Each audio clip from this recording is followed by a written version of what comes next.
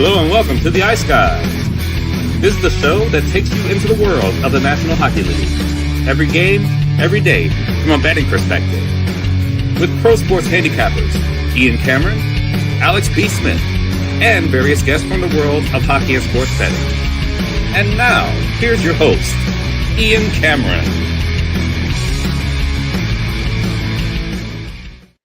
Welcome to the Ice Guys, Tuesday, December 30th. Ian Cameron, Alex B. Smith, he's back in the house from a trip back home to Chicago, back now in Minnesota, back on the show as well. I know everyone missed Alex as well, and Matt Robinson back with us here on a Tuesday. This will be Matt's last show of the year and last show until I think next Friday. So, like I said, it's our last chance to see Matty Rob for a little bit. But Alex, we'll start with you right away. I know you had a good time back home with Mom in Chicago. It was a time well spent over the holidays, but good to be back home. And I know the viewing and listening audience is very happy to see you back.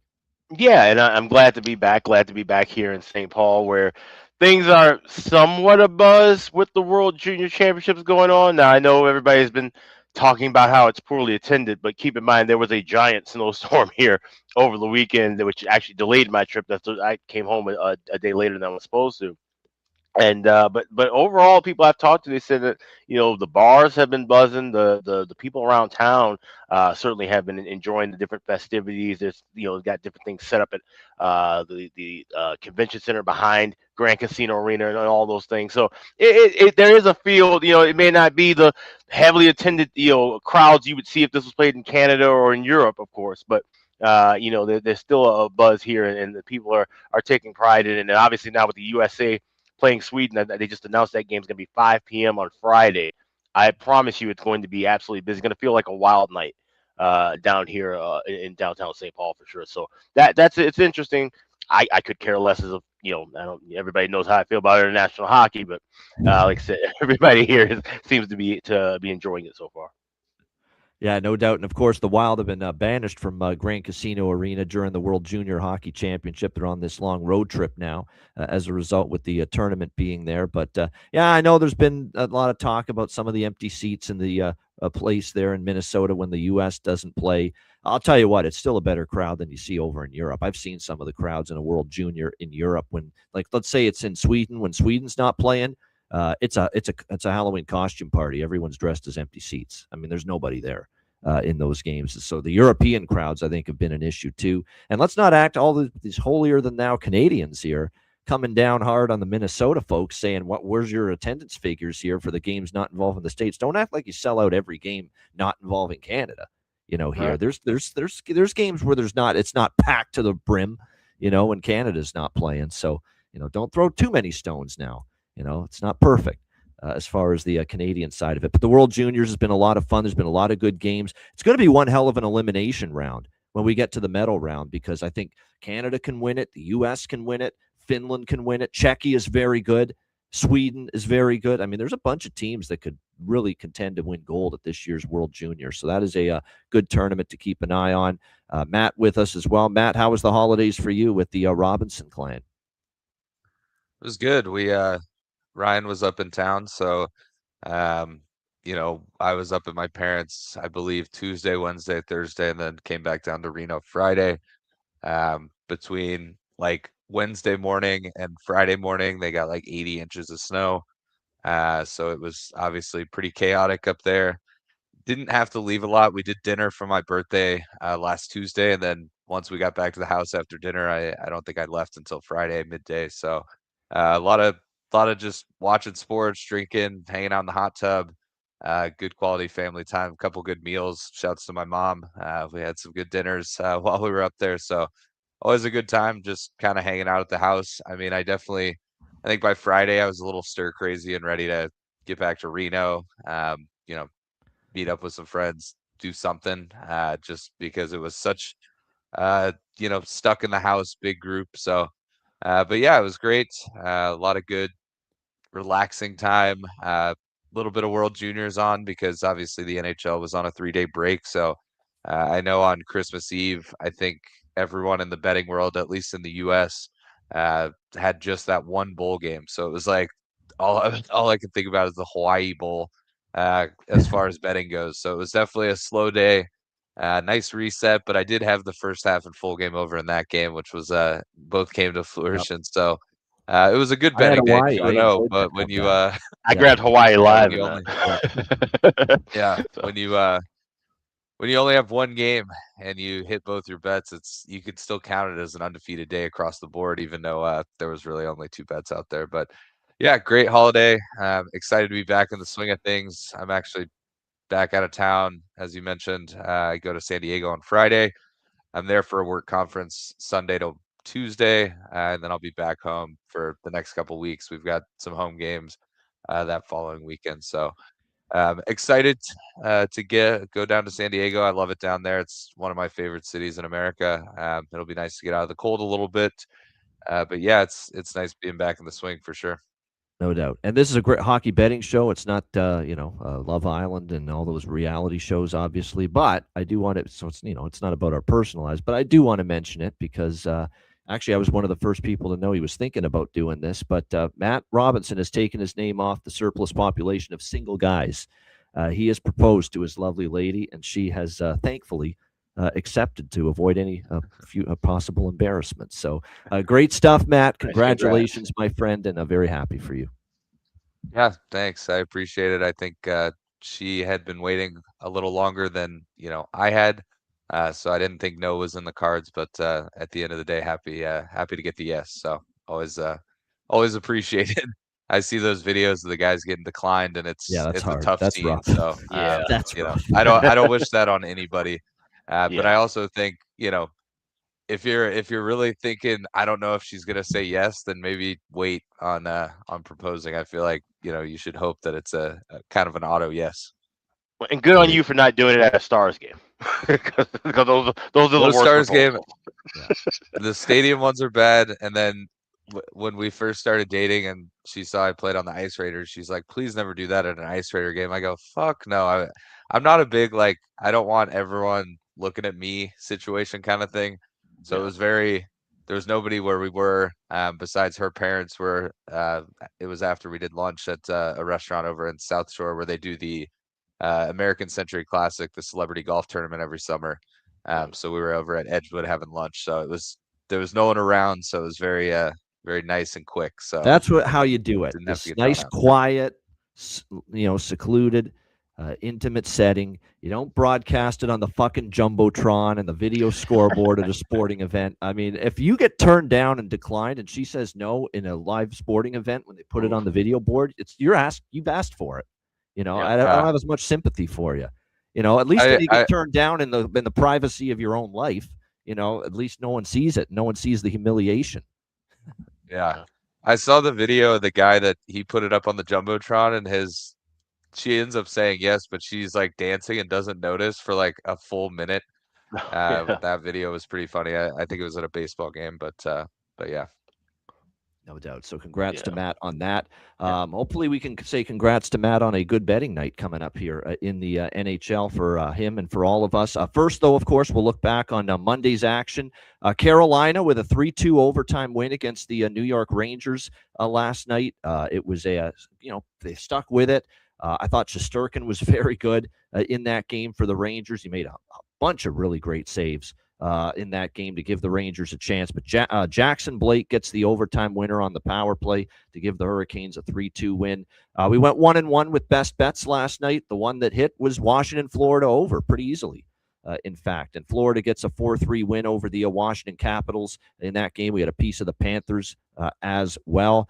They were down 3-2 in the third, but Marchand and Ekblad obviously scored to give them the lead, and they hang on, and they had an empty netter as well to get the victory, 5-3, I should say, last night over the Washington Capitals. They added the empty netter. So nice win for Florida. They continue to play great hockey. It's a very, very big week for Florida. They play again tonight on a back-to-back against Montreal, and this will be their last game tonight before the big, I don't know how big it is or how excited certain people are about it, but the Rangers and Panthers Winter Classic outdoor game in Florida coming up on Friday night, I should say, January 2nd. So that's coming up. So it's a big week coming up for the Florida Panthers. And then after that, I think they've got games against Toronto and Colorado.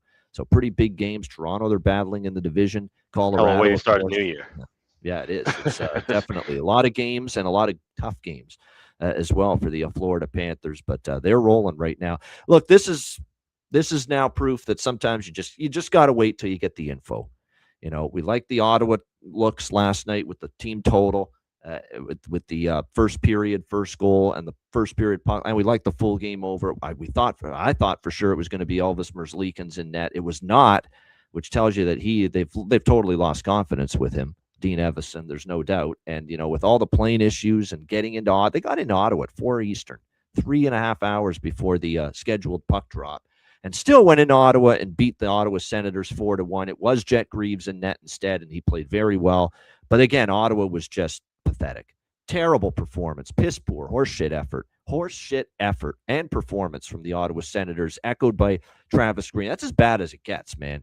How much more can the odds be in your favor? You got a team that's coming in and arriving 3 hours before damn puck drop, and that's the way you play, and you lose 4-1. That's pathetic by the Ottawa Senators. It's horrendous. And if you look back, and if they miss the playoffs, you know, you're going to look back on a game like that and say, wow, that's 2 points that you probably could have that went a long way to costing them, you know, a chance to make the playoffs. But it was a horrible game from the Ottawa Senators. They deserved everything they got.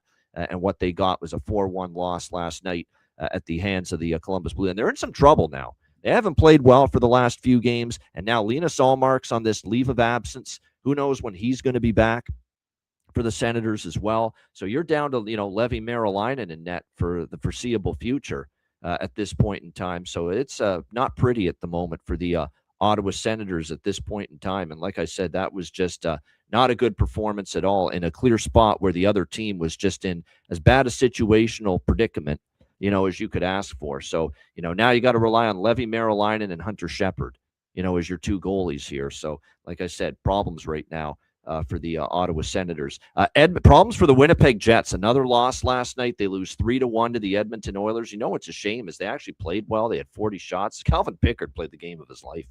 He was absolutely dialed in. He was absolutely brilliant last night for the Edmonton Oilers in net. That being said, they can't score, and they don't have, you know, they're not finishing at the rate they have in the past, the Winnipeg Jets as a team. But Edmonton finds a way. Outplayed, but they win 3-1 last night against the Winnipeg Jets, and about as good a game as you'll ever see out of Calvin Pickard last night. He was terrific in the victory for the Oilers. The Buffalo Sabres, the hottest team in the NHL, and it keeps going. 9th straight win. They beat the St. Louis Blues 4-2. Like I said, it's been very impressive to see. They're getting multiple efforts from like last night, 4 different goal scorers. Noah Ostlund, Alex Tuck, Zach Benson, Peyton Krebs. You know, good defensive play. Domination after the first period. Buffalo outshot St. Louis. How about this? 26-9 in the last 2 periods. Buffalo doing that. I mean, they're playing the right way. They're getting good goaltending at the moment from Alex Lyon. It's been very impressive to watch, and Lyon was good. 4-2 win for Buffalo. 9 straight, and they will look to make it 10 in a row Thursday night, New Year's Eve in Dallas against Matt's Dallas Stars. That'll be a fun game to watch. Calgary in overtime beats Boston 2-1. We cashed the draw, Bruins and Flames in that game. So that was our one draw winner last night. And the Flames get the job done, and the slumping Bruins, and their offense has just completely gone in the tank. The Boston Bruins of late, another game where they're held to 2 or less. Colorado beats LA 5-2. First period over, loses, but we do hit the bigger bet, which was Colorado team total over 3.5. That's now 6 straight games against the LA Kings where they've scored at least 4 goals, the Colorado Avalanche. So keep that in mind for future reference. Avs get a 5-2 win, and predictably the Kings do not build on their win against Anaheim over the weekend. Nashville, nice comeback by them, making our guy Shea very happy. Nashville with a 4-3 win over the Utah Mammoth, and that's the season in a nutshell for Utah. 1 step forward, 2 steps back, just unable really to get on any sort of run, any sort of traction. Speaking of traction, Vegas, another bad performance from them. Horrible night for them, down 5-0. They end up losing 5-2 to Minnesota. I know no Eichel and no Theodore, but you got to show up a little bit better than that on your home ice. That's ridiculous, but give Minnesota a lot of credit. 5-2 win there for the Minnesota Wild. Carter Hart gets pulled. I think that's the first time he's been pulled since he's been a member of the Vegas Golden Knights as well, though they hung him out to dry. I don't think there's a lot he could have, maybe one of the goals, from what I saw, he could have stopped, but a lot of that was just porous play in front of him last night. But give credit to Minnesota, continue to play great hockey in the Quinn Hughes era, and they get the 5-2 win there. Vancouver 3-2 against Seattle. They win in a shootout. Typical fucking Seattle, right? I bought into that freaking 13-1 overrun in the series, Vancouver and Seattle. And I'm like, I can't believe I'm going with another Seattle over. And again, that Seattle overs, that's pain right there. Trying to trust Seattle to see one of their games go over the total. It's a brutal beat, too. It was 2-2 early in the second. There was not a single goal the rest of regulation. And, of course, it ends up 3-2 in a shootout for Vancouver. Lankinen, who's had an up-and-down season, has been Marty Brodeur in these shootouts this year. He's been on a great run in shootouts, and he gets the shootout win last night. And I got to admit, disappointing again from Anaheim. I'm getting a little worried. The concern meter is rising a little bit with the Anaheim Ducks, and for Dostal again.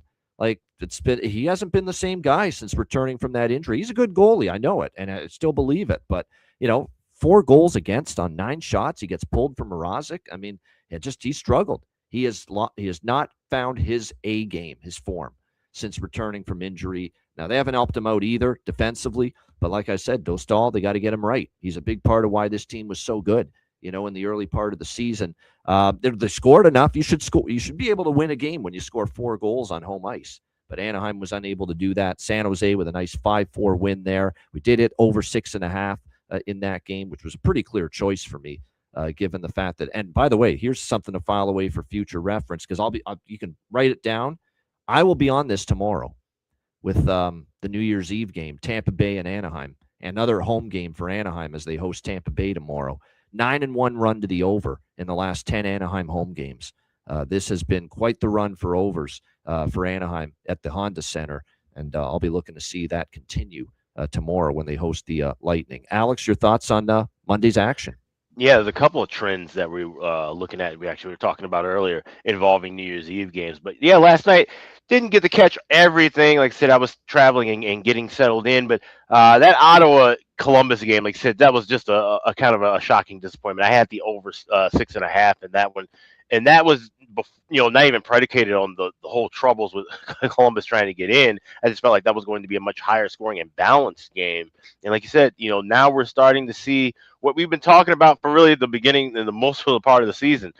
Columbus has to roll with Jet Greaves if they want to get, believe in a chance to win on a night in, night out basis. And that's not a knock necessarily on Elvis Merzlikins. Still think he can be a good goalie, but his run in Columbus is over. This guy needs to be sent out of town. We've been saying this for 3 years now.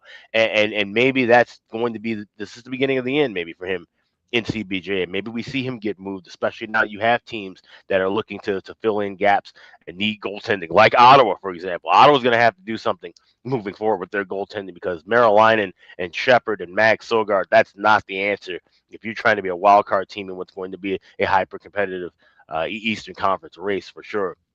And then Vegas took a shot with Vegas, thinking that it would be a next man up mentality without Eichel, without Theodore. Like I said, the Wild just continue to roll, put the screws early to Carter Hart. And we're going to see Carter Hart have those games, right? He's remember, this guy went 2 years without playing any kind of hockey whatsoever. So the growing pains, if you will kind of be there in a sense, the knocking the rust off. He's a guy where I think we'll see him get back to his Philly form more than likely after the Olympics. He's getting these games now and then having that break. And I don't know if he's going to be a guy, like I said, I'm not sure. I imagine he'd try to give him some games in Henderson in the A. And I'm sure there's going to be a lot of that balancing with the rosters and so forth. He would be a guy I think would be serviced to be playing some games with Henderson during that break time and get back into form because Vegas is going to need him, if they're going to be a playoff team, if they're going to make a run. They're going to have him be closer to a tip-top form. So, it's an off night. It's one you throw away and kind of just, scuttle about. And Florida, we'll talk about them like I said tonight with the second of back-to-backs. But this is a Florida team that's starting to kind of get their legs. I know they've been saying, with Tkachuk, skating now. This is the time of year. We said this when Tkachuk went down, when they had all those injuries early in the year. This would be the time where, as the calendar turns to 2026, this is now the time where we see Florida look like themselves. And it wouldn't shock me if they go on a little bit of a run. They, tonight might be a little tricky of a spot, but the Winter Classic, like I said, having games against Toronto, a rival, having games against Florida, the top team in the league, that could be the real momentum builder for this Florida team to kind of just get back into things and say, hey, listen, now we turned the switch on. We've seen Tampa Bay and Pittsburgh and other championship teams turn that switch on in that second half. I think Florida might be right in line to be one of those teams to do that. And of course, Matthew Tkachuk on his way to returning very soon for them. So things getting even a little bit more optimistic if you're the Florida Panthers. Matt, obviously, I know Monday. Actually, normally Mondays are a lighter betting night for you, but Mondays are usually a lighter slate. Yesterday was a bigger slate for a Monday. So did you get involved in it? I did a little bit, not too much, given the 11-game card. I wasn't on a lot of the early stuff. Just had a busy day getting kind of back in the swing of things. So kind of around midday, I started to actually take a look, or I guess mid-slate, I should say. I was on 2 overs that did hit, and then I unfortunately was on the Canucks Kraken over as well that we obviously didn't get to, that I felt good about most of the game. But I was on the over in that Wild Knights game, and I was on the over in the Sharks Ducks game. So obviously, both of those were nice hits. Not much of a sweat in the Sharks Ducks game. I think it was 4-2 after the second. So 2-1 after the first. So it was not really a sweat throughout. But yeah, not a whole lot of action overall. Not too much to add to what you guys mentioned. I am in agreement with a lot of the things you mentioned. The Sabres on a 9-game heater. I'm looking forward to that game tomorrow night. For obvious reasons, the Avs continue to just kind of roll. At this point in time, it doesn't seem like anyone is really putting up much of a fight. I know the Wild kind of rolled the Knights. Pretty shitty effort at home, but they are, as you mentioned, missing some key pieces. And also, they sort of, I mean, Dallas was able to get some wins right before that holiday break, but they're sort of giving me the Dallas vibes where they just look beat up and tired, and like they need some time off. So hopefully they can figure it out before the Olympic break. But obviously that's probably something they've got circled, as if they can just kind of stay afloat through the Olympic break. Then they, a lot of their team will get some time off, and hopefully they can get some rest. So, but yeah, the Sharks continue to roll. I think being here obviously influences this, but I think they're one of the more fun teams to watch, despite, only getting 13 shots on goal. They find a way to win 5-4. They're just one of they're one of those teams that if they slip into the playoffs, I don't know that I want to play them. They've got the young. They'd be loose as hell. Really yeah, they would. Yeah, they've got nothing. No pressure at all. They've got some fantastic young players that are really proving. I mean, Celebrity's obviously the guy, but a lot of those young guys have really shown some great things. For the Sharks. So I don't know. I think they're a team. We were talking about it in one of the chats today. If the Sharks and Avs end up one, and the Sharks slip in as like the last wild card, how funny would it be for San Jose to go in and beat Colorado in a 7-game series? Do I think that it's likely? Obviously not. Colorado's a great team, but I just think they have that goldfish mentality. They'll get blown out 7-1 and then look great the next game. They don't kind of dwell on things. So they've been a fun team to watch. I do enjoy. I get those games on YouTube TV with their local broadcasts, and I've been enjoying the Sharks. They're kind of becoming, maybe a second team for me. I mean, and that's in weird Alex's world. There's a difference between enjoying the Sharks game on TV and the Sharks broadcast on TV. Yeah, right. Yeah. I mean, it's a little bit different than what I'm used to. But I mean, there are. That being said, Randy Hahn's called the hell out of worse. some of these goals lately for San Jose. I got credit for that. Yeah. It to me, I don't really enjoy the intermission stuff or the post game stuff, but like the actual game call itself hasn't been too bad.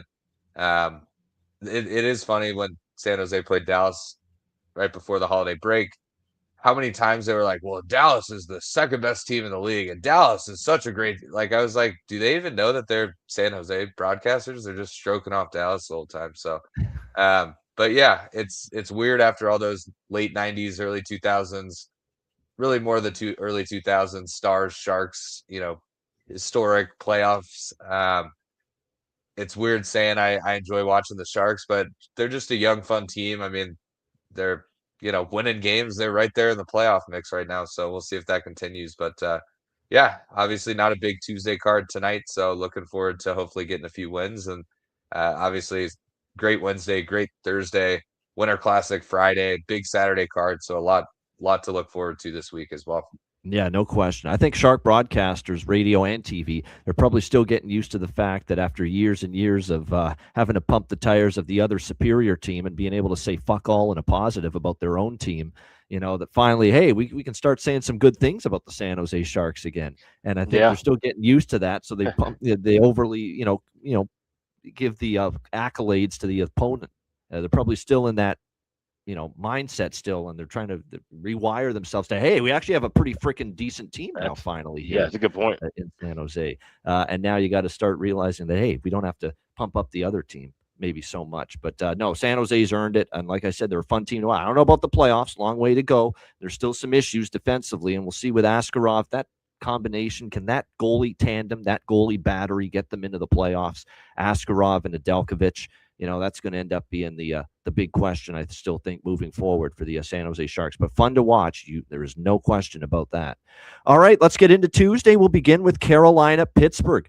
We've got the Hurricanes minus 130, road favorite, 6.5 the total here in this game.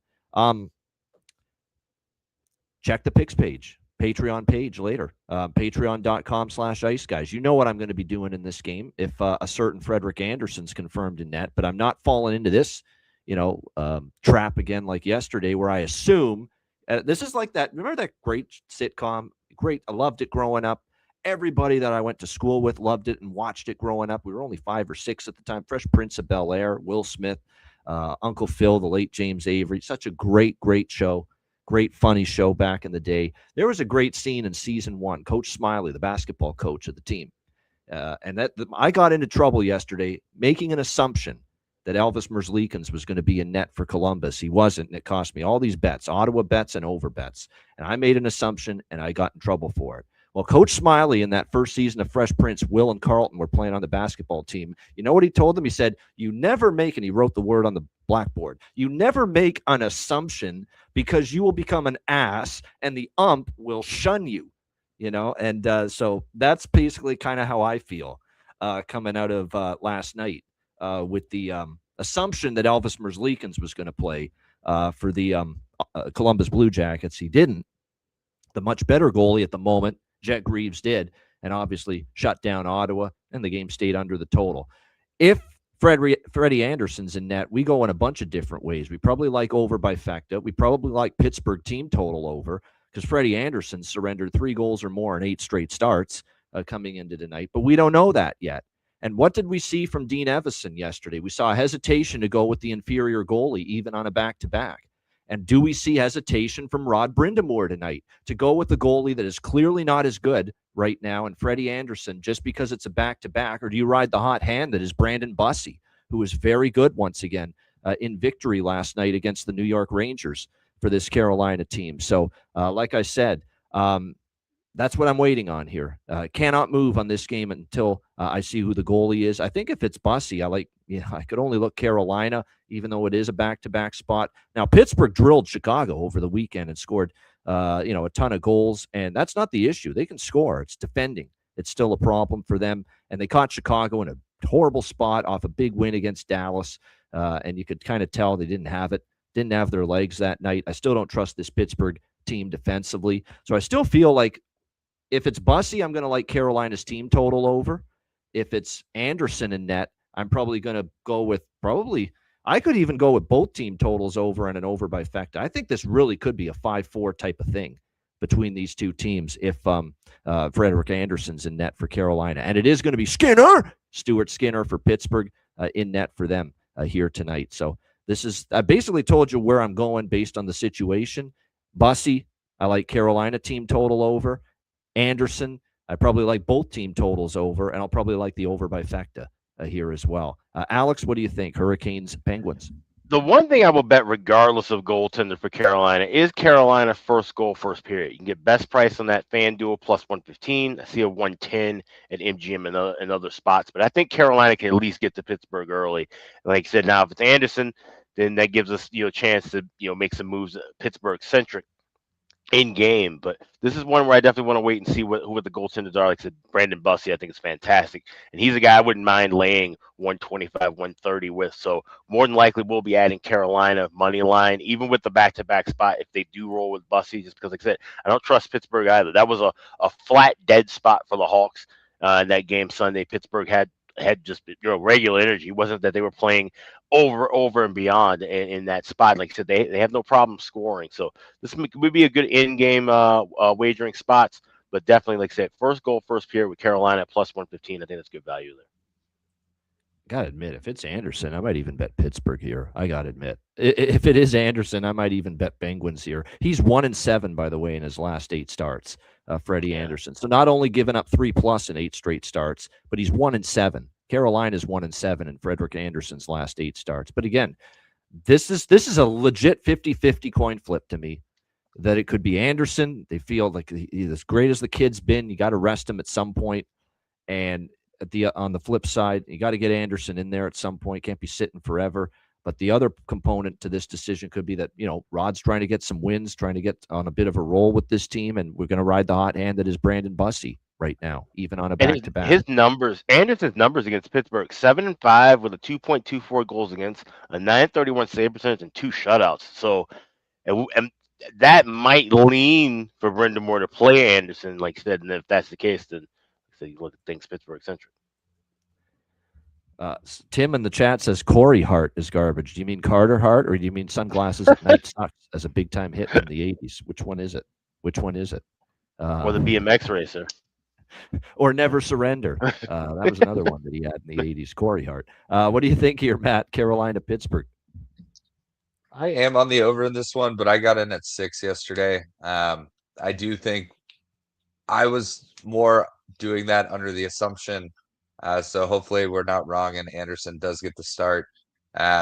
If it is Bussey, I'll probably double down a little bit on Carolina team total.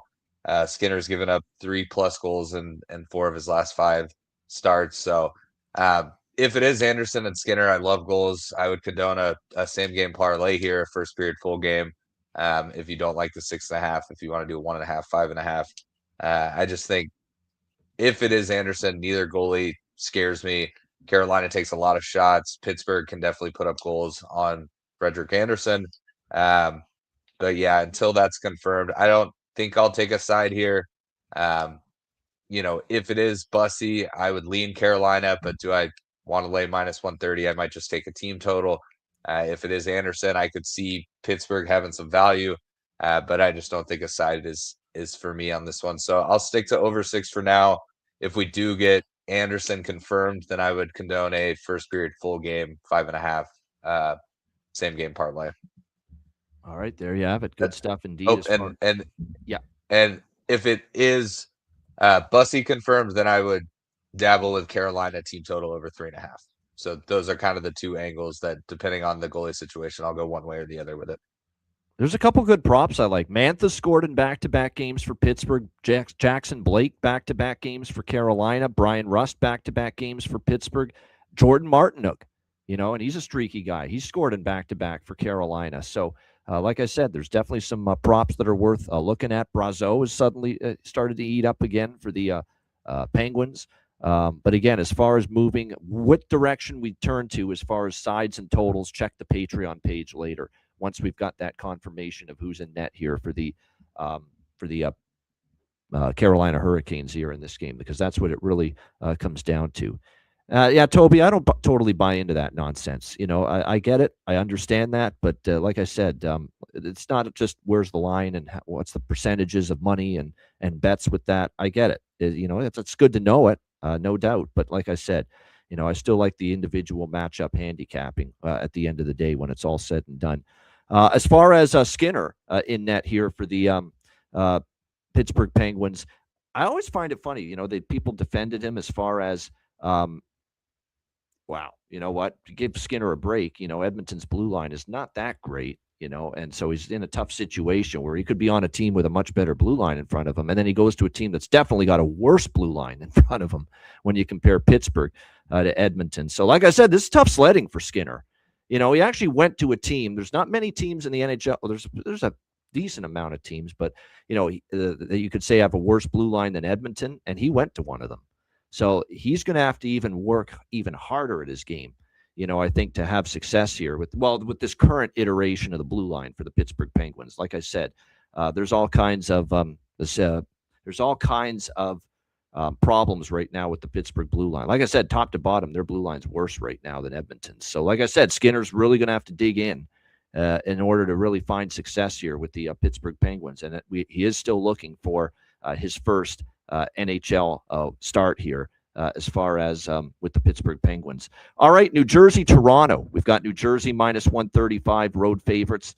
We've got 6 the total here in this game. I think when you look at Devils and Leafs here in this matchup, big situational and scheduling advantage if you look at it for New Jersey. They've been off since Saturday. They played one game following the break. It was a loss to the Washington Capitals on Saturday. They haven't played since Saturday. The Leafs have actually played Saturday and they played Sunday again on a back-to-back. So they played a game in between. And this is the 3rd and 4 nights for them. And just when Toronto starting to get a little track, I find it funny that Toronto's gotten points, 5 out of 6 points in their last 3 games. Out of a 6 possible points, they got 5, which is pretty good. And they didn't gain one lick of ground in the standings. Not one bit of ground did they gain in the standings, despite getting 5 points in their last 6. They're still tied for last in the East with Columbus, and they're dead last still by themselves in the Atlantic, even after getting 5 points in their last 6. So that tells you how difficult it's going to be to make up ground. Everybody keeps winning in front of them. And just when the Leafs are starting to put it, some better performances together, 2-0-1 in their last 3 games, here come the injuries again, hitting them like a 2x4 here for this game. William Nylander still out. Dakota Joshua's now been ruled out. Chris Tanev, who they just got back, he's out, and he's on IR again for a period of time. Austin Matthews, last game, took a shot in a bad spot. He's a game-time decision, no sure thing to play here tonight for the Leafs. So just when they're starting to play a little bit better and get healthier, and then here come the injuries again. Unfortunate for the Leafs. Joe Woll will be in net for the Leafs tonight in this game. As far as New Jersey's concerned, they are obviously looking to bounce back following the loss to the Washington Capitals. They had the lead in that game against Washington, but they were able to hang on to it. We'll see how they fare here in this one. I took the Devils. I got a better price on New Jersey, minus 120. It's up to minus 135 here in this game, but I did bet the Devils. I mean, I think it's a nice little scheduling advantage for them. Toronto with the injuries piling up again. That's concerning to me when it's said and done. So I like New Jersey here. I took them minus 120. It's getting up there at minus 135, but I'd still go in that direction. I like the draw too, though. I think this could be one of these games where we do see overtime potential between these teams. I do expect a close game. I do expect a competitive game. And I do expect the Leafs to battle, even with the injury situation that they are unfortunately dealing with here in this game. It's a big 2 points at stake, really, for both of these teams here tonight in Toronto. And it is worth noting 2 of the last 3 meetings have gone past regulation between these 2 teams. And New Jersey did win in Toronto. It's funny. It was Sheldon Keefe's first win against his former team when New Jersey beat Toronto earlier this season, 5-2, back in October in Toronto. So I do think we have some overtime potential.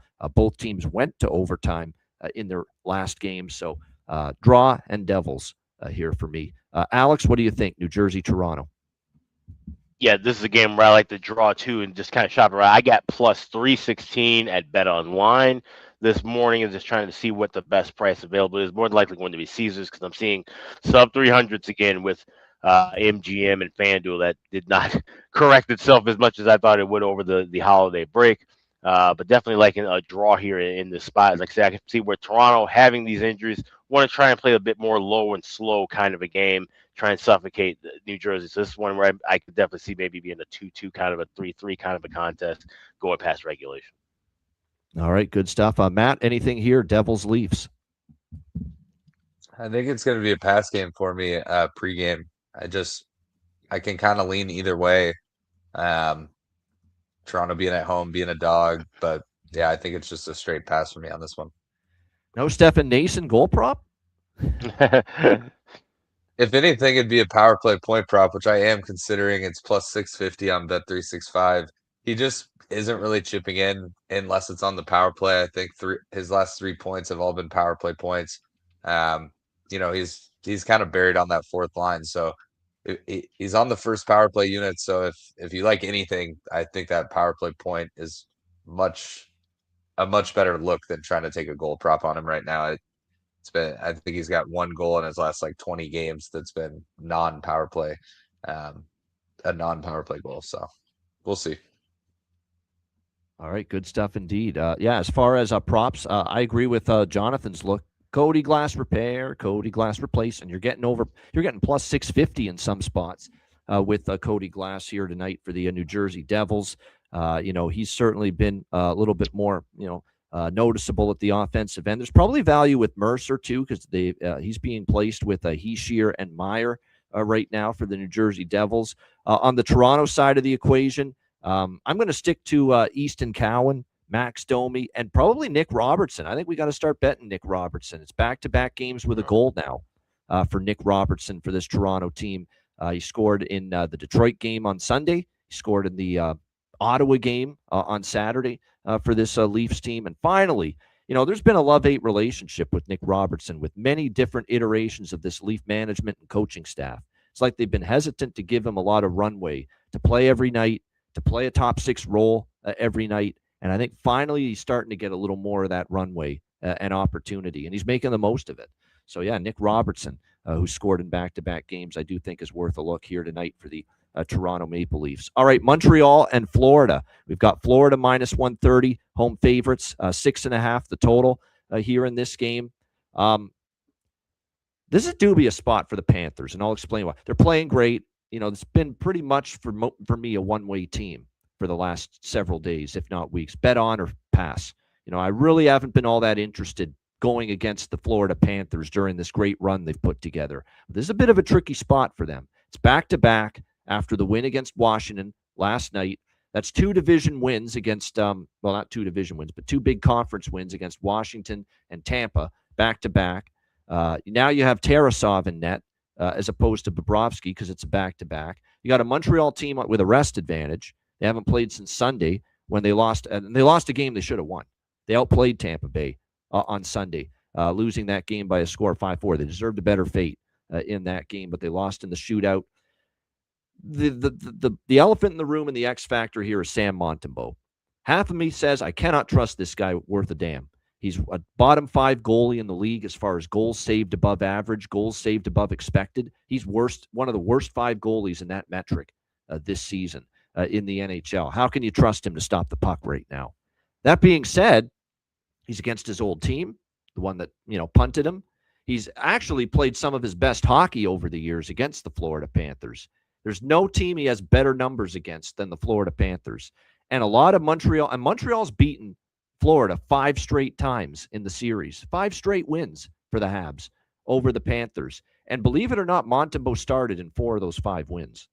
So he's actually had some success here against Florida. He hasn't played in a while. They sent him down to Laval for a recent conditioning stint. Have called him back up. Half of me thinks, I can't trust him. He's going to struggle again. And half of me thinks he could put up a gem tonight, maybe. And he has played Florida pretty well in the past. And this is like make it or break it stretch for Montembeault right here. Maybe not just with Montreal, but with any team in the NHL. He's got to show that he can stop the damn puck. And it's got to start right here, right now, tonight for him. If he's going to turn this shit around and make himself look to be a viable National Hockey League goaltender again in the eyes of not only the Habs, but many, certainly teams around the NHL. So I'm kind of hedging my bets here because I'm going to take Montreal in this spot, plus 110, plus 115. I like the over more, and I got on it at 6 at minus 120. I still like it to a little at 6.5, but and plus we're just riding these teams as far as overs are concerned. 5 straight overs for Florida, 3 straight overs for Montreal. So both teams are a combined 8-0 to the over coming into this game tonight. And what if Montembeault struggles again, which obviously would not shock me. Wouldn't shock me if he plays pretty well, because he has done well against Florida, and he'll be motivated to play well against a former team. But part of me says it could be the same old Sam I am. I do not like, not green eggs and ham. I do not like stopping pucks. And that's been the issue for him over the last few years. So I feel like if this gets away from Montembeault and the Habs, it's going to be like an over. It will get to become a high-scoring game. If he plays well and stops the puck and puts up a rare Montembeault Rembrandt performance, then we have a good chance to cash the Montreal bet, at a plus price. So that's kind of the way I see it here. Montreal money line, and I'll go with that full game over 6 here as well. Alex, what do you think? Canadiens, Panthers. So same kind of theory, but I went with some bigger plus prices. I took a shot with Montreal to win in regulation, plus 155. It's based on some history that our guy JD shared with us as involving the puck line and wins by margin within the series. But I'm also taking a shot with the parlay. We go with Montreal rather, and then over 5.5. You get plus 225 at BetMGM with that. So Habs tied with the over 5.5. Habs to win in regulation. Those are the two looks that I have here. Like I said, I think this could be a tricky spot. Florida now going to be getting ready for the Winter Classic. Yes, I can see what maybe this is a trip-up game. We've seen that happen with teams who are getting ready for the Winter Classic before. I remember the Hawks had a really goofy loss before one of their Winter Classics. This is just one of those spots. Like, I don't think this is indicative that Florida's regressing or anything of that nature. I think, like I said, Montembeault plays well. I think the team will play well for him tonight as well. Somebody else said that in the chat. And I think this is a good spot to back the Habs here as a dog. So give me Montreal to win within 60 and Montreal tied over 5.5. And that's a factor worthy of consideration. Like, it's Florida, not only Florida playing in the Winter Classic in their next game on Friday after this, which means a possible look-ahead spot, but they're also hosting it. And I can only imagine for Marchand, Verhaeghe, Reinhart, Bennett, Ekblad, Bobrovsky, all these players that are going to be playing for Florida, how cool that's going to be that they're going to get to host one of these for the first time. Now, we'll see what the ice conditions are at Lone Depot Park, home of the Marlins there on Friday. That's another factor. They'll be able to at least generate some halfway decent ice for this thing on Friday night in Miami. But everyone's excited about that, and the fact they get to host it. So, and there's distractions that go along with it. So, like I said, that's part of what makes this, like I said, a dubious spot for the Florida Panthers. Doesn't mean they can't win. Doesn't mean they won't win. But like I said, it does make the challenge of winning tonight a little bit more difficult, in my opinion, given that Winter Classic spot coming up next on deck on Friday night. Matt, what do you think here? Montreal, Florida. My favorite play in this game is the first period over. Montreal's on a bit of a heater to first period overs. I think the series history is like 5-1 or 6-1 to first period overs in their last 7 games. I agree. I think the other look I'd have, I might take a shot with like Montreal team total over 3, maybe even 3.5. I do think it's a letdown spot for Florida. I know Alex mentioned Chicago. I think I remember a similar game before Dallas's Winter Classic. Just got beat by a shitty team. Just no one wants to get hurt. Everyone wants to kind of play more like a preseason style game because, as much as the Winter Classic counts in the standings and, it is just another regular season game, it's obviously an event that guys look forward to. Nobody wants to get hurt the game before, going too hard, anything like that. So I think Montreal should come out and score some goals. I do think Florida can score goals, especially if we get a Montembeault that he's kind of been playing as, giving up goals. I think Florida's still a good team. I think they can chip in. So I think asking for 2 goals in the first is not asking for much. I could make a case for an over 6. I may dabble with a first period full game since I like the first period so much. But yeah, I think sides wise, I think if anything, I would dabble on Montreal team total here. But I think as far as plays go, first period over is my main play for this one. All right, good stuff there. Prop wise for this game, I'm going right back to Anton Lundell. We've been betting that goal prop of his a lot lately. And he's playing great with Reinhart and E2 Kuhlman Lusterinen on that top line. So that's definitely something that I'll be interested in, just riding the wave there with him. It looks like tonight, by the way, a little bit of a shakeup in the lines. Could be. Bolduc's been up on the top line quite a bit. I still might look at Bolduc, even though he might be dropped to Danault and Anderson's line. But Alexander Tessier could be with Suzuki and Caulfield tonight. And so good value with Tessier if that is indeed the case. And I think we pretty much have to, and Slavkovsky heating up, I don't mind that. And 2 games in a row with a goal for Slav, for Montreal, as they call him, Uri Slavkovsky. And I think we have to look, too, at Ivan Demidov here for the Montreal Canadiens. He is finally remembering that while he's a great playmaker, great passer, sees the ice extremely well, he can shoot the puck too. And that's a pretty good release that he's got.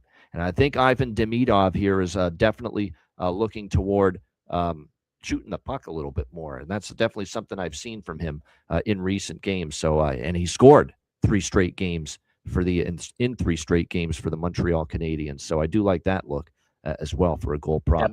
That whole second line, and somebody mentioned in the chat, that second line, you could stack those points together. I could see that second line going off. Somebody else was asking about Slavkovsky in the chat.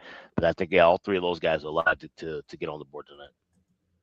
Yeah, no question. So like I said, there's definitely some good looks here as far as props in this Canadiens and Panthers game. And by the way, Brian Mudryk, the TV voice of the Habs, is of course away doing the World Juniors right now at one of the 2 venues for TSN. Filling in for him is actually the guy that's calling the Jets games now on TSN. Used to do the Montreal games, Dan Robertson, emergency fill-in for the play-by-play for not only the Tampa game on Sunday, but this game as well for the Habs. So nice little treat that he gets to do a couple more Habs games again after leaving to do the Jets a few years ago. All right, Islanders, Blackhawks. We've got the Islanders minus 140, road favorites, 5.5 the total here in this game. When you put out that kind of performance on home ice Sunday, if you're the Chicago Blackhawks, and look, this team has still just got the 1 win against, of all teams, Matt's Dallas Stars, just the 1 win against since Connor Bedard's been out. And that's a problem. And the record is what, 4? It's bad. It's like 4-16-1 or something like that. The record without Connor Bedard for this Blackhawks team. So it's been bad. We know that. And they're struggling in various areas without him on the ice. We'll see how they fare here. Islanders are off 4-2 loss to Columbus. One thing I will say, though, is the Blackhawks have actually beaten the Islanders 2 in a row here at the United Center, hosting the New York Islanders. I don't know about do I trust them fully to win the game because, look, they're missing Bedard fully. They haven't played good at home. The Islanders are off a loss, so I expect the Islanders to play well tonight after losing to Columbus. That being said, I do think Chicago comes out better tonight. Have to after a game like that. That was horrible against Pittsburgh. I'm going to take a shot Chicago goal in the first goal, first period for me with the Chicago Blackhawks tonight in this game. I think that's the best approach for me here tonight is look to them maybe to get on the board first here in this game, coming off that 7-3 debacle against the Pittsburgh Penguins on Sunday. I'm also going to sprinkle on the draw. I don't like this draw nearly as much as the Devils Leafs draw, but I'm going to sprinkle on it just a little bit. So that's all I got pregame here in this one is the Chicago first goal, first period, and a little sprinkle on the draw. It looks like we do have goalie confirmations, David Riddick and Spencer Knight. Spencer wasn't great against Pittsburgh at all, but boy, he didn't have much help either. So it was a combination of things. But after getting pulled, a quality kid like that, don't be surprised if he plays a lot better here tonight. So we'll see if that's the case. Riddick and Knight, confirmed goaltenders. Alex, what do you think here? Islanders, Hawks. Yes, this is one where I have it circled to look for the over by effect in game, and like I said, it's kind of concurrent on looking at how Spencer Knight looks early in the contest. He gave up that first goal quickly in the Pittsburgh game, and just never was settled in, never focused. That has been one bugaboo for him. Early goals against, Yeah, it reminded me a lot of what we saw with Jacob Markstrom in Calgary.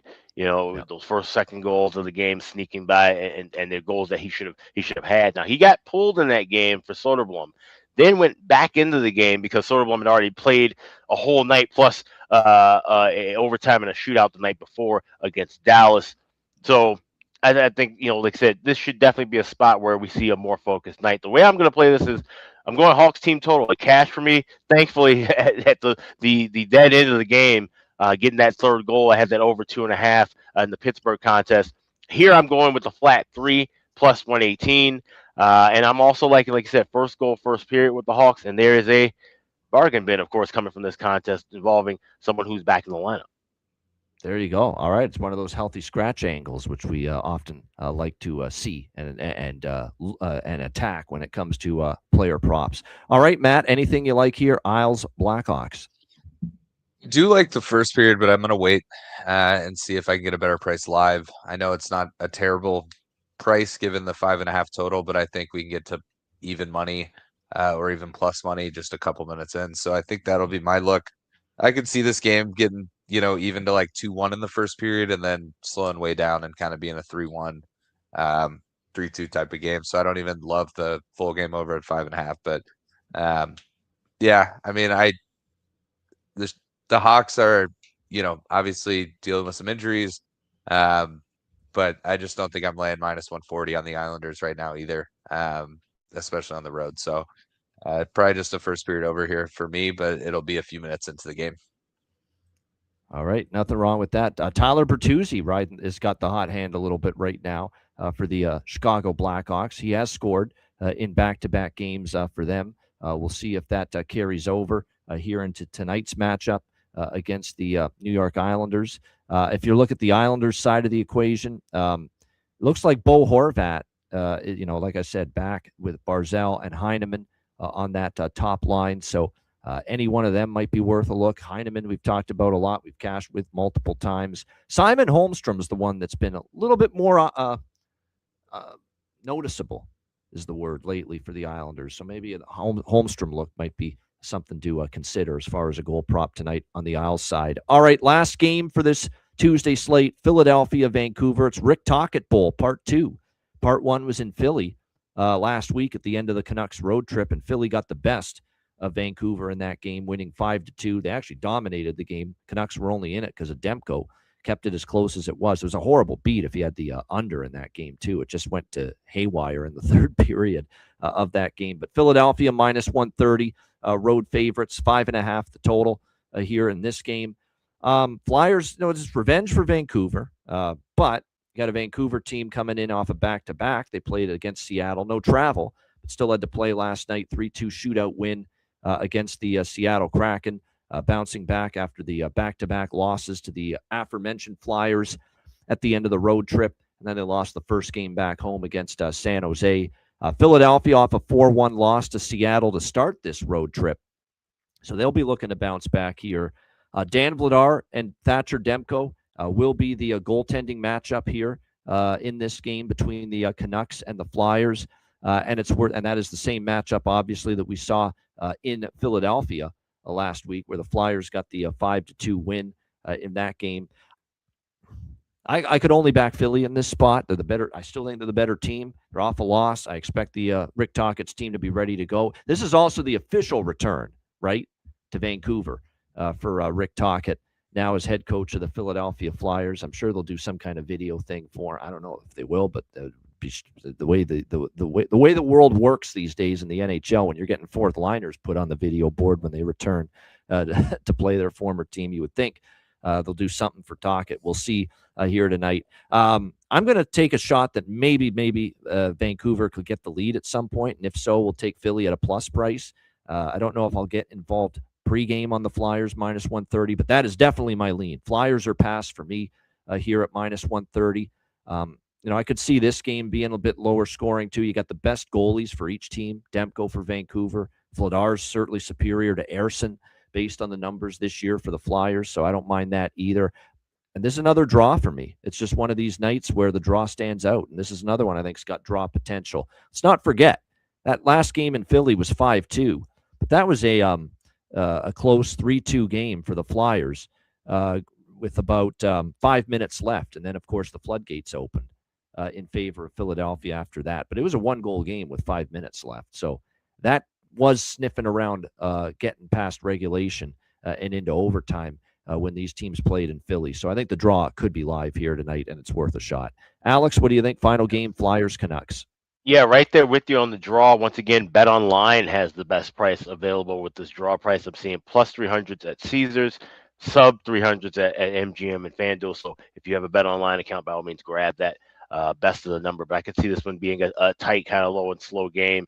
maybe look for an over if we get down to 4.5, 3.5, kind of thing. That's the way you look at it from a live wagering perspective. But I think this will be tight enough to where this one goes past 60.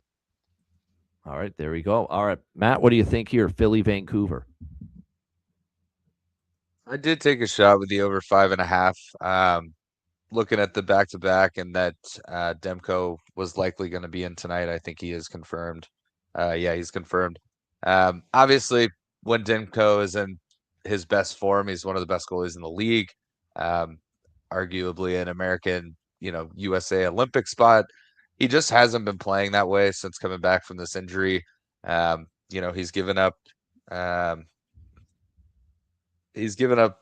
I had it written down somewhere. He's given up a fair amount of goals in his last few starts. So I don't think he's as sharp as he could be. I know it's sort of a revenge spot for Vancouver, given that 5-2 game right before the Christmas break. But I just think Philly's playing well. I think, Philly will chip in. Vancouver's got a little bit of, revenge spot on their mind. So I think, it wouldn't shock me if this is an overtime game that gets to 3-3. I don't think it'll be lightning, back and forth, but I just think, maybe a few power plays, get to 2 in the first, maybe get 2 or 3 in the second, and then, end up at that 3-3 score. So over 5.5 is it for me on this one. All right, there you have it. It'll be interesting to see if. Yeah, go ahead, Alex. Go ahead. Oh, I was just gonna say, if you like the draw, either side to win in overtime or shootout pregame plus 550, and the game specials over at FanDuel. So I'm more likely I'm leaning toward Flyers in this spot, so I'm more likely we'll have a plus 550 with that as well. Rich H isn't kidding. Boy, when we're living in a 2025 world going on 2026, where Evander Kane's on the top line, that's a little rough. Yeah.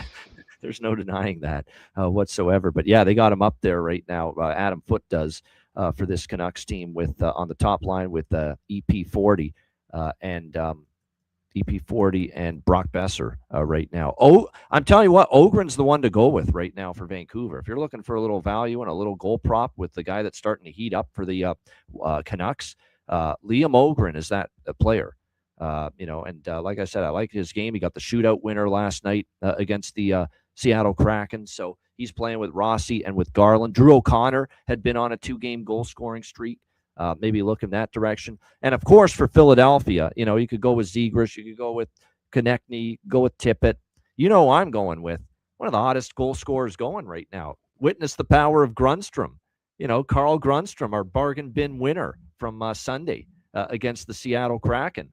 They can't stop this guy all of a sudden. 3 straight games with a goal for Carl Grundstrom. How about 6 of the last 10 games he scored a goal for this Flyers team as well? So Carl Grundstrom has been, noticeable, finding the back of the net, getting involved, and still a great price, plus 600 at Bet Rivers for Carl Grundstrom here tonight for the Philadelphia Flyers. So, we got to ride the wave.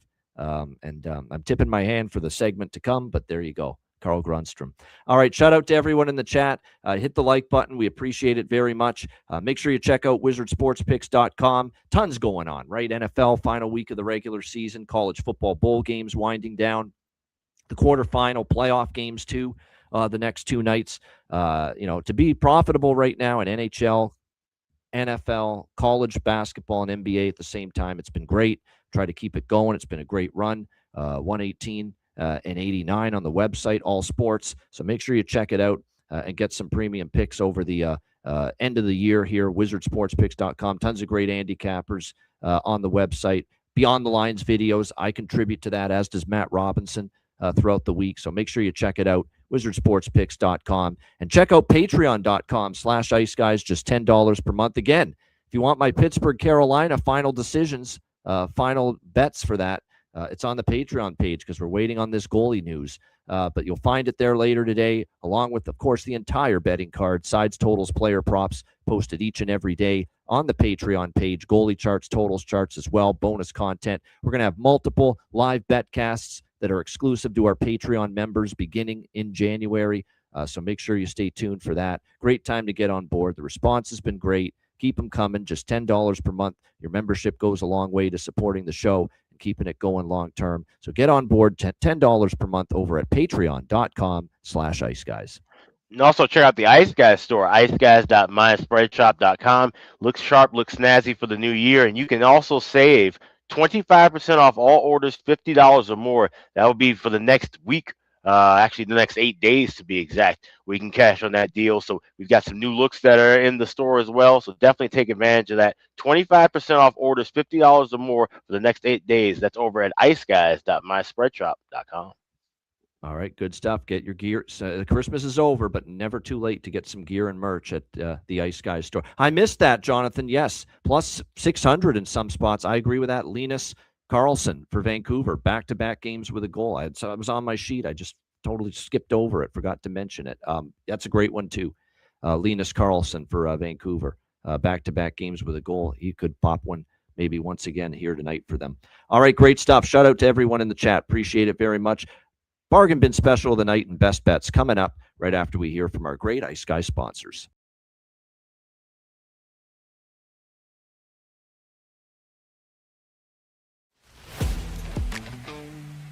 Wizard Sports Picks, featuring the finest handicappers in the universe.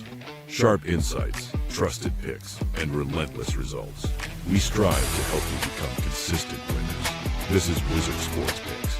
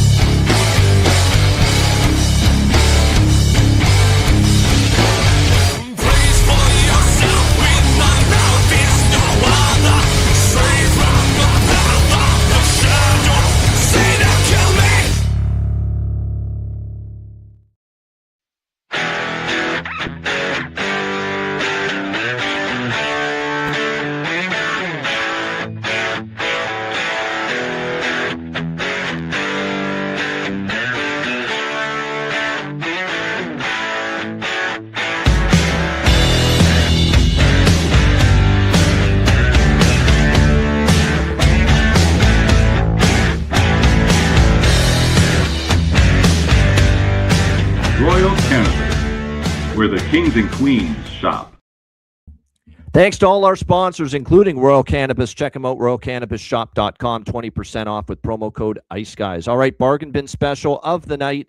Alex had some bargain bin special winners even when he was away. He cashed a couple. We'll see if he's got one in the win column for tonight. Alex, what do you like for a bargain bin special of the night? I'm back here in downtown St. Paul, but for the bargain bin, we're going to head back to Chicago. Going to go to that Hawks game against the Islanders. And you had a player who missed a couple of games over the weekend because he brought in a new baby boy. And we'll go with Ilya Mikheyev of the Chicago Blackhawks. He's on that third line, getting back into the lineup, get him plus 450 at DraftKings, anytime goal scorer. So get the whole new dad bump from Ilya Mikheyev, scorer for the Hawks, plus 450. That's my bargain bin special tonight. There you go, the dad bump. And we've seen this before. Saw it with Carter Verhaeghe, I remember, recently with Florida. And there's tons of examples of it. Ilya Mikheyev for Chicago, the new dad to get on the board for Alex with his bargain bin special of the night. Matt, what's yours? So I know I mentioned Stefan's power play prop. I don't think I'm going to take that. I think Toronto's got a pretty good PK as far as numbers go, and they're also one of the least penalized teams in the league.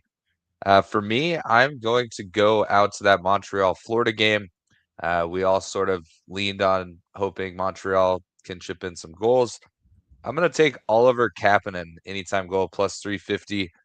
He had 5 shots in his last game. He has 14 in his last 3. He's only got 1 goal in his last 3 games, but he's on the line with Demidov and Slafkovsky.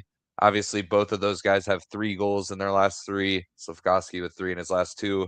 5 and 6 points respectively between those two guys. So I think it's not out of the realm of possibility to see Oliver Kapanen pocket one tonight. He does have 11 goals on the season, so he's not afraid to score. And I'm seeing it at like plus 350, plus 360, somewhere in that range. So I will take Oliver Kapanen anytime goal tonight for the Montreal Canadiens. There you go, Oliver Kapanen. Yeah, well, that's someone we both had before as a bargain bin choice. Oliver Kapanen from Montreal for Matt with his bargain bin special. I got two for tonight. The first one being Nick Robertson, Toronto, plus 475. Back-to-back games with a goal for him. And like I said, with Nylander out, with maybe Matthews out too, even more could fall on his shoulders offensively. But he's handled it. Back-to-back games with a goal. Nick Robertson for Toronto, plus 475.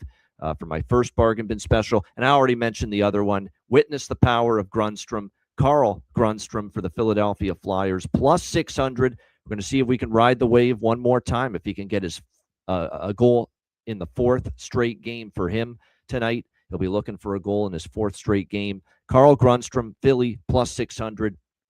Nick Robertson, Toronto, plus 475 for my bargain bin specials for this Tuesday night. All right, best bets. Matt, Alex, what do you like for best bet? Let's go with that Montreal money line tied with the over 5.5. Now at BetMGM, I'm seeing the best price plus 225. I was shopping around. FanDuel would be plus 209 if you combine that. But I like Montreal to get the win here, and I think we're going to still see some overs. Like I said, Montembeau's not going to just have a 50-save shutout performance. He's going to allow some goals, but I do think the Habs could get the best of Florida here. So Montreal tied with the over 5.5. That's my best bet tonight. So there you go, a little SGP, Montreal, and over 5.5 for Alex B. Smith with his best bet. Matt Robinson, you're up next, best bet, and your last time on the show till next Friday. So make this one count. Yeah, last best bet of 2025. So I got to come up with a winner. But I'm actually going to go into that Montreal-Florida game as well. I like the first period over. I mentioned it earlier. I think it's 6-1 in their last 7 meetings, or maybe 5-1. I might be mixing that up. It's definitely heavy to the first period over in games that even didn't get to the over. Montreal's 8-2 in their last 10 as far as first period overs go. Could be kind of a layback spot for Florida. So it might be 2-0 after the first, but I do think if Montembeau's playing as he has been, Florida could definitely chip in as well. Doesn't matter, just need 2, 1-1, 2-1, 2-0. It would be a hit. So Montreal, Florida, first period over. That will be my last best bet of 2025. All right, good stuff. Well, you know what? I'm gonna pivot away from Montreal, Florida with my best. It was initially going to be Montreal, Florida, but I'll give you something on another game. It's going to be Carolina, Pittsburgh. Here's what I'm going to do. I'm going to go with the one thing I know I'm going to be on, regardless of who's in net for Carolina, and I like it, and I've already bet it, and it's Carolina team total over 3.5. I like it. Carolina Hurricanes team, because the one thing I know is Pittsburgh can't defend anything right now, and they keep giving up goals left and right. They've given up 3 goals or more, this Penguins team, in 10 straight games. Most of those they've actually given up 4 or more. And to be able to get Carolina, team total over 3.5 at plus money, I think it's a bet worth making. Not to mention, if you look at the series history, Carolina has scored 4 goals or more in 3 straight head-to-head meetings, all since the beginning of last season. They played each other 3 times. Carolina scored at least 4 goals in all 3 games. So that is what I will roll with for best bet. Carolina Hurricanes team total over 3.5 plus 118 is the best price out there with that. Really great price, plus money. Canes team total over 3.5 for best bet. Shout out to everyone in the chat. Hit the like button. Remember, programming alert, noon Eastern, Ice Guys show start times for the next 2 days, New Year's Eve tomorrow and New Year's Day on Thursday. Both times, the show will begin at noon Eastern, 11 a.m. Central. So make sure you adjust your schedule accordingly if you plan on joining us live. A reminder, the Ice Guys is live 7 days a week, Monday to Friday, 2 p.m. Eastern, Saturday, Sunday, noon Eastern. If you can't watch the show live, download the Ice Guys podcast in audio form on all major podcast platforms, Google Podcasts, Apple Podcasts, Spotify, Stitcher, iHeartRadio, Amazon Music, and more. Download the Ice Guys podcast if you can't watch the show live. For Alex B. Smith and Matt Robinson, I'm Ian Cameron. Have a great Tuesday night. Enjoy the games and good luck, and we will see you tomorrow. The weekend start time tomorrow, the Wednesday New Year's Eve edition, noon Eastern time. We'll see you then right here on the Ice Guys.